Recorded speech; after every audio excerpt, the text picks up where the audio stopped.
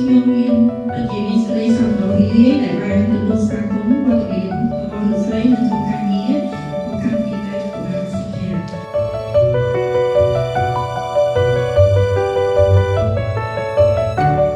ហើយនៅពីបែបកុមារសិក្សាយើងគឺជាមន្តថាកុមារមានសុខភាពល្អគឺជាគឺដ៏រឹងមាំលើការរីកចម្រើននៃការសិក្សាបន្តដោយជំនឿរបស់ពួកគេ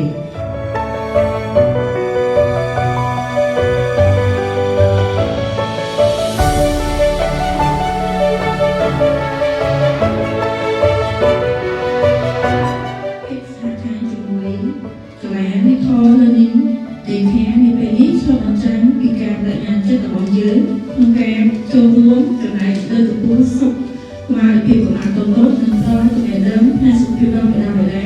និងរួមគ្នាធានាថាកុមារគ្រប់រូបទទួលបានការការពារនិងការថែទាំយ៉ាងល្អបំផុត